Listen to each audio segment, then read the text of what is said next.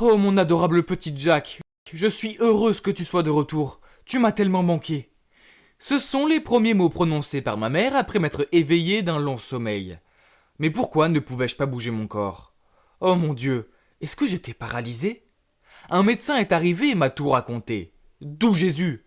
J'ai été dans le coma pendant 5 mois. Oui, vous m'avez bien entendu. Pas 5 jours, pas 5 semaines, mais 5 foutus mois. La bonne nouvelle, c'était que je n'étais pas paralysé, j'avais juste besoin de faire une thérapie pour renforcer mes muscles. Vous vous demandez certainement comment je me suis retrouvé dans le coma. Moi aussi, donc j'ai demandé à ma mère. Mon chéri, tu avais tes écouteurs et tu chantais à tue-tête. Tu chantais si fort que je pouvais t'entendre du jardin. Alors je t'ai fait signe de baisser d'un ton, mais tu as trébuché sur tes baskets, tu es tombé de la fenêtre et tu t'es tapé la tête sur le pot de fleurs. Mais quoi? C'était trop bête. Pourquoi ça ne pouvait pas être quelque chose de plus cool, comme me battre contre un voleur ou affronter un requin ou n'importe quoi? Quoi qu'il en soit, la thérapie est devenue ma norme. Mais où étaient mon père, ma copine Jenny et mon meilleur ami Ben? Aucun d'eux ne m'a rendu visite, même pas une seule fois, et ils ignoraient mes messages et mes appels. J'ai demandé à ma mère ce qu'il en était, et elle m'a répondu que mon père était en voyage d'affaires, que Ben avait déménagé, et que j'avais rompu avec Jenny avant de tomber dans le coma. Hein? On avait rompu? C'est pas possible!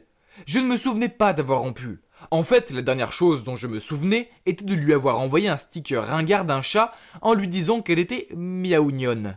Oh là là, ça craignait! Finalement, j'ai pu sortir de l'hôpital. Mon premier arrêt a été chez Jenny. J'ai frappé à la porte et elle a fini par sortir la tête. Jack? Tu es réveillé? Oui, exactement, je suis réveillé. Je lui ai demandé pourquoi nous avions rompu et elle m'a dit que ce n'était pas le cas. La seule façon qui l'avait poussée à ne pas répondre à mes appels était qu'elle croyait que c'était une blague. Puis elle m'a dit de rentrer chez moi parce qu'elle était occupée à l'instant et elle m'a fermé la porte au nez. Bizarre. Mais au moins, on n'avait pas rompu. Peut-être qu'elle était nerveuse. Oh, et elle voulait se coiffer et se maquiller pour être jolie devant moi. Ouais, ça devait être ça. Tout s'éclairait maintenant. Les filles étaient vraiment bizarres parfois. Bon, je devais aller au lycée le jour suivant, mais je savais qu'il fallait que je me reconnecte avec le monde d'abord. Donc j'ai fait quelques recherches sur internet. Et quoi? Donnez-moi des mouchoirs, je vais pleurer. Ma série préférée Supernatural était terminée. Pour de vrai cette fois-ci. Oh mon Dieu! Après 15 ans, comment avait-il pu faire ça? Oh waouh, il y avait autre chose. Trump n'était plus président. Et c'est quoi toutes ces danses sur TikTok? Tout ça, ça me donnait mal à la tête. Alors je suis allé me coucher. Le lendemain matin, à l'école, tout le monde s'est précipité sur moi pour me serrer dans ses bras ou me taper dans la main. Quand je suis rentré en classe, enfin, tout le monde à l'exception de Ben. Purée, tu parles d'un ami? Mais attends, il n'était pas censé avoir déménagé? Avec mes charmes, ma bonne mine, mes talents sportifs et les plus belles meufs de l'école, j'étais un mec super populaire. Pas étonnant que tout le monde semblait ravi de me revoir. C'était cool d'être de retour. Mais quand mon prof est arrivé, il m'a regardé de travers et m'a dit que je n'étais pas dans la bonne classe. On m'avait renvoyé en première parce que j'avais raté trop de cours. Mais quoi? Je ne pouvais pas passer mon diplôme avec mes camarades? Mais quelle poisse! Je me suis assis avec les premiers et oh purée, on aurait dit Dwayne Johnson. The Rock, assis dans une classe de maternelle. Ils avaient tous l'air de gamins à côté de moi. Je n'avais jamais été aussi soulagé d'aller manger de toute ma vie. Je me suis dépêché de me rendre à la cantine et j'ai vu Jenny. Alors je l'ai enlacée dans le dos. Et pourquoi avait-elle un ballon sous son t-shirt? J'étais sous le choc quand j'ai vu son ventre. Ouais, ma copine était enceinte. Elle a éclaté en sanglots et a commencé à s'excuser. La pièce s'est mise à tourner et avant que je comprenne, je m'étais évanoui. Je me suis réveillé à l'hôpital. Encore. Cet endroit me rendait sérieusement malade. Le médecin a dit que je devrais y aller doucement, éviter à tout prix d'être stressé. Ah ouais, je venais d'apprendre que ma copine était enceinte après être sortie d'un foutu coma. Dites-moi comment je suis supposé ne pas être stressé. Après ça, maman m'a ramené à la maison. Papa était là. C'était si bon de le revoir. Je l'ai serré dans mes bras, mais il m'a regardé d'un air bizarre et m'a dit qu'il était là que pour prendre quelques affaires. Mais où allait-il à présent? Et c'est là que mes parents m'ont raconté la nouvelle choquante. Ils avaient divorcé. Quoi? Je veux dire, je sais qu'ils se disputaient parfois, mais c'était absurde. Quelque chose avait dû se passer pendant que j'étais dans le coma. Et c'était quoi le truc avec mon père? Il me regardait à peine. C'était bizarre, j'avais l'impression de m'être réveillé dans un univers parallèle. J'ignorais à quel point ça allait devenir carrément insensé. Le lendemain à l'école, j'ai vu la voiture de Ben s'arrêter devant l'entrée. Puis il a ouvert la porte côté passager et a aidé Jenny à descendre. Oh non, pas ça! Maintenant tout devenait clair. Je me suis précipité sur eux et j'ai décoché un coup de poing Mortal Kombat dans le nez de Ben. Bon sang, que ça faisait du bien. Mais ça nous a valu à tous deux une retenue. J'ai dû rester assis dans une salle avec cet enfoiré pendant 1 heure entière. Je n'ai pas pu me retenir plus longtemps. Il fallait que je le confronte. Il a juste haussé les épaules et a répondu « On pensait que tu n'allais jamais te réveiller. Jenny était dévastée, donc j'ai pris soin d'elle pour toi. » Il était sérieux. Il avait pris soin d'elle en la mettant en cloque. Super boulot, mon pote. Il n'y avait aucune chance que je lui reparle un jour et j'allais le jeter de l'équipe de basket. Ah oui, j'ai oublié de mentionner que j'étais le capitaine. Le jour suivant, j'ai débarqué en plein entraînement et crié « Yo, votre capitaine est de retour et nous allons mener cette équipe à la victoire !» Je m'étais attendu à des cris enthousiastes, mais non. Ils sont tous restés silencieux, les yeux fixés sur leurs pieds.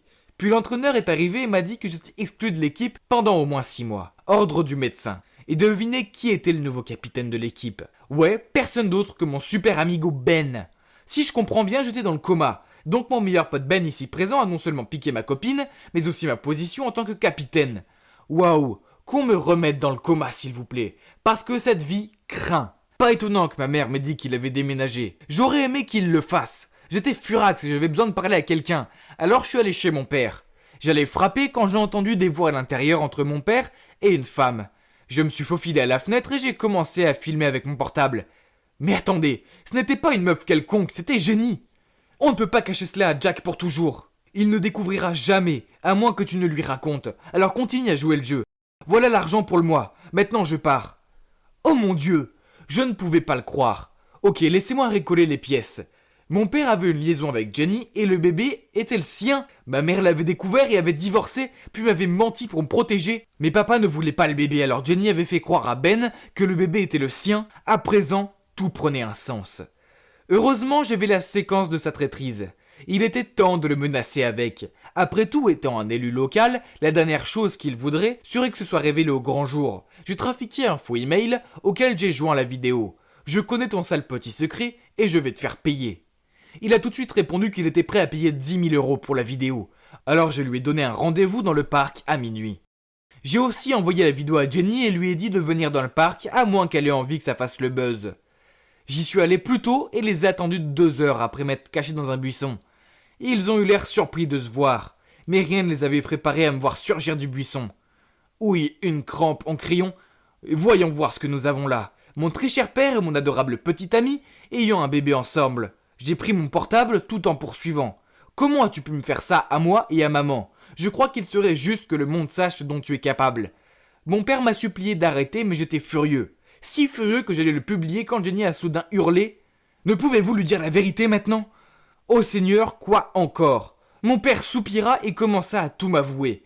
Accrochez-vous, c'est plus dramatique qu'une telenovela. Mes parents n'avaient pas divorcé à cause de Jenny. Cela faisait un moment que ça n'allait plus entre eux, mais ils restaient ensemble pour moi. Alors comme je n'étais plus dans les parages, ils ont décidé de se séparer pour de bon. Mon père n'avait pas de liaison. Le bébé n'était pas le sien, ni celui de Ben d'ailleurs. C'était le mien. Il savait que ce n'était pas bon pour la carrière de son fils si celui-ci devenait papa à un jeune âge. Alors il avait acheté Jenny pour faire croire à Ben que c'était son bébé. Oh mon Dieu, j'étais entouré de tarés. C'était trop pour moi. Alors je suis parti en courant, je me suis enfermé dans ma chambre pour essayer de faire le lien. Être dans le coma, ce n'était pas cool. Mais le pire, c'est que tous les gens à qui je tenais m'ont trahi ou m'ont menti. Le lendemain, Jenny est passée chez moi pour me demander si on pouvait se remettre ensemble. Bien sûr, j'ai accepté. Ah, je rigole, ma réponse a été « jamais de la vie ». Je veux dire, allez, faisons les comptes. Elle m'avait d'abord laissé tomber pour de l'argent et après elle avait eu une liaison avec mon meilleur ami. C'était fini pour de bon, mais je continuerai à l'aider et je serai toujours là pour notre enfant. Ben a essayé de me parler à plusieurs reprises, mais je ne veux rien savoir de lui. Il rêve s'il croit que je veux redevenir pote avec ce menteur. Je suis toujours fâché que maman m'ait menti, mais je crois que je la comprends. Elle l'a fait avec les meilleures intentions. Après tout, elle voulait juste me protéger. Et puis, c'est la seule à être restée à mes côtés quand tout allait mal. Quant à mon père, il va me falloir beaucoup de temps pour lui pardonner vraiment. Mais j'essaye. Il a peut-être fait des choses assez horribles, mais c'est quand même mon père. Voilà, c'est à peu près ça. C'est fou, non? Le coma m'a tout pris, mais ça m'a aussi permis de voir le vrai visage de mes proches. Maintenant, j'ai décidé de suivre 2 règles. 1. Faire super attention à qui j'accorde ma confiance. Et 2. Ne jamais plus chanter près d'une fenêtre ouverte.